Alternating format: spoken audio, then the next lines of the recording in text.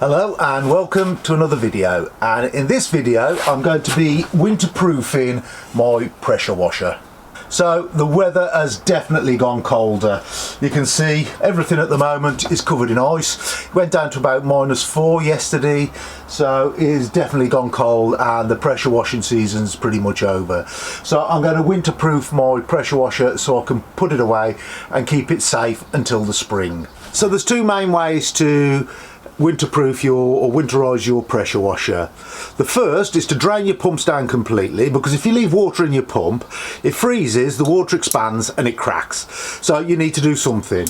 So the first way of doing it is to use a antifreeze. So this is one that I've bought and it's made specifically for pressure washers. Now you can't just use any antifreeze. You can't go down to well, you can do, you go down to Halfords and buy a tub of antifreeze or screen wash or something like that, suck it through your pump, fill your pump with it and leave that in.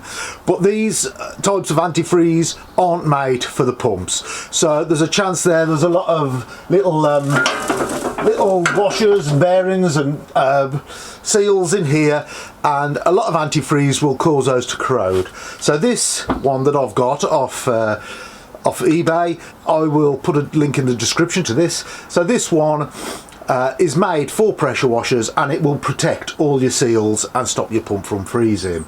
This one comes in a pressurized can. If you look on the American sites, a lot of them don't have the pressurized can, but this one does. I've just had to buy a little adapter here. It doesn't fit brilliantly, but we can make it work to make it fit my pressure washer.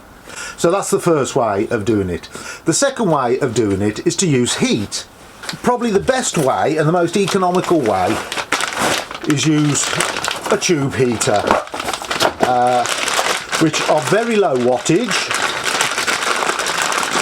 And what you can do is, if you're keeping your pressure washer in a shed, you can just plug it into a 240 volt system, and that I think is 40 watts, so next to nothing, and that will get warm enough that you can't hold your hand on it. You've also got a thermostat on the side there, so you can adjust just the temperature that it goes up to. Now if you've got it, as I said, if you've got your pressure washer in a shed, you can stick that underneath your pressure washer, throw an old duvet over the top of it, and these cost next to nothing to run at 40 watts. Beg your pardon, yeah, 40 watts this one is. That's pennies to run. If you're keeping it in your van, you might need to have some way of getting the cable to go into your van. So I'll put a link to PWS. They actually sell a tube heater system to go in your van, and that comes with all the extension cables, all heavy duty cables. It comes with a van port that you can fix onto your van, so you can just plug into it, and all waterproof, and then it's all built into your van. So whether you're pressure washing, whether you're window cleaning, you've got it all built into your van, and that will stop it all from freezing. What I'm going to do is use this. I have got these, but I'm going to use these for the ambulance, so there's no point in me fitting these up in my shed. So I'm going to use my antifreeze, and I'll show you how you do that. So the first thing I'm going to do with this particular pressure washer is take my suction hose and my return off, so I can get straight to the pump.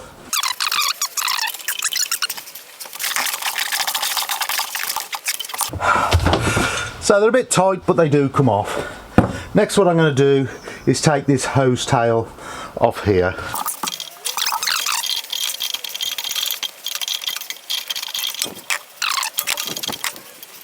Now this is a good opportunity to also check your filters, empty your oil out, empty your fuel out. Actually, I'd recommend emptying fuel out, and any little repairs that need doing, do it all before you put it away, and then as soon as the spring season comes, when you're up and running, you're ready to go. So let's check out the water filter on this, where the water comes in. So on this one, it's just here on the inlet, so you might need a pair of Stilsons or something just to get it to move. That one isn't too bad, so undo that, check that the seal's okay, take out the filter. There's a few little bits in there, I don't know if you can see those, not a lot. I do try and keep the water I'm putting into it clean.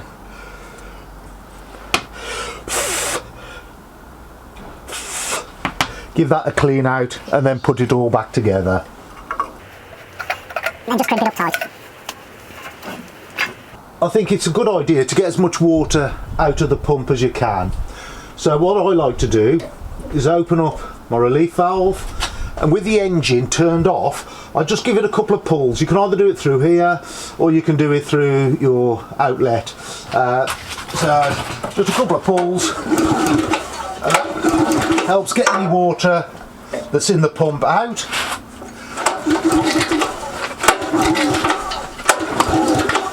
Now if the worst comes to the worst, that will have removed a lot of the water that's in the pump, but I'm still going to put the antifreeze in.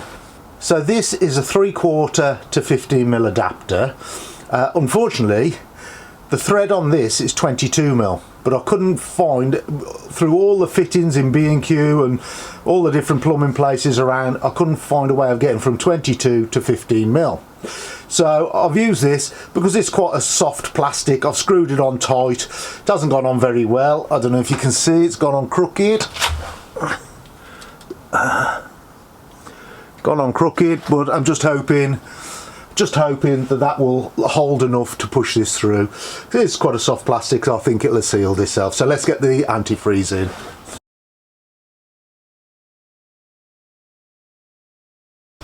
I'm going to do it with the ball valve closed, so everything that goes through the pump comes out of this one. And then you just give it a spray until the antifreeze starts coming out of your feed.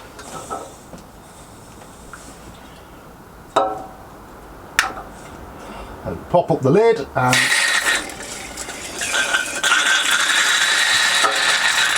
so that's the antifreeze coming out of here. And I'll just see if I can get it to come out of both. And that one again.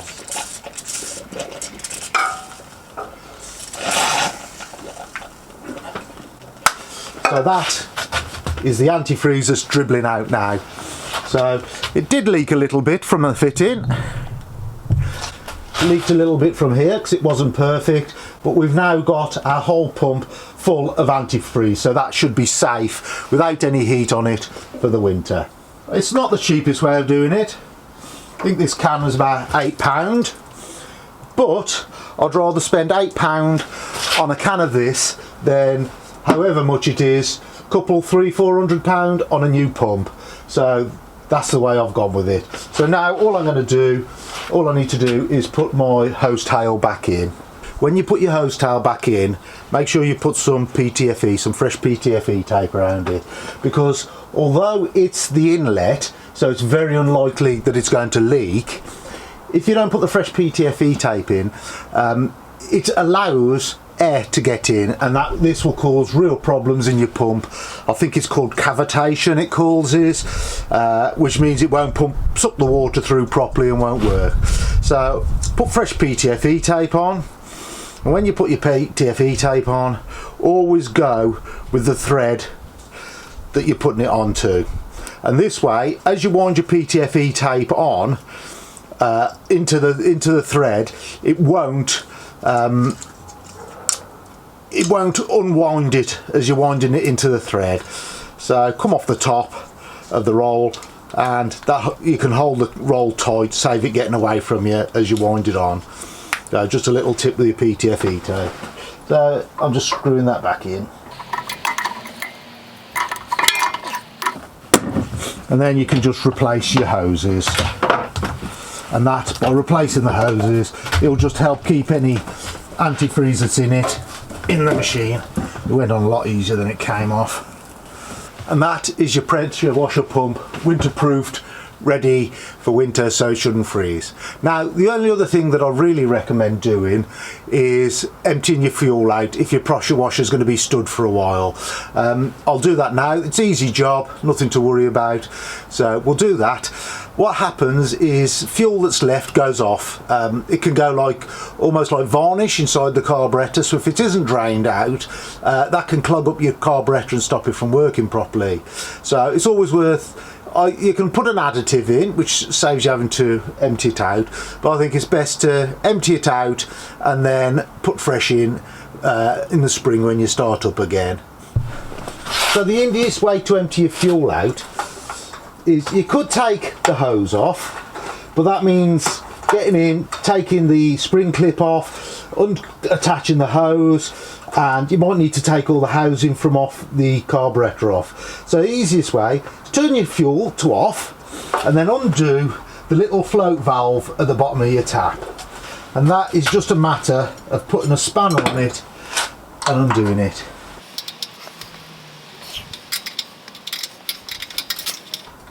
So take the bowl off the bottom of the filler. Now remember, you are dealing with petrol, so don't do this while you're smoking. You're likely to catch yourself on fire. And just make sure there's no muck in the bottom of there. So now you've taken the bowl off the bottom of your switch, you've got to drain out the fuel. So to do this, take the lid off the top, that'll allow air in through the top. I've got an old jug that I use, so I'll put that underneath, and I use this, I just use it for any old oil changes or anything like that, 'cause it's quite handy for getting into tight spaces. And then open up your fuel on off switch. So let's do that.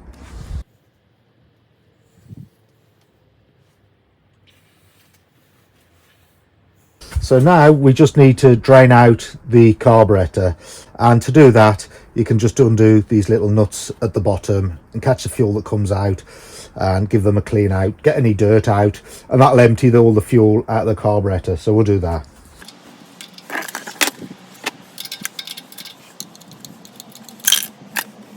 So once you've emptied the fuel out, just undo the bottom one. That will loosen the bowl. Make sure you don't drop anything, and just check to make sure it's clean, and then you replace it again and just tighten it up. Once again, don't over tighten it because you don't want to strip it.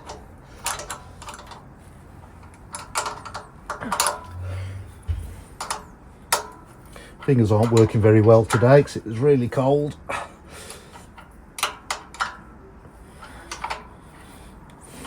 And that's all done. Now all you need to do is replace the bowl on the bottom of the on-off switch. Screw it in and then just nip it up tight with a spanner. Again, make sure you don't over tighten.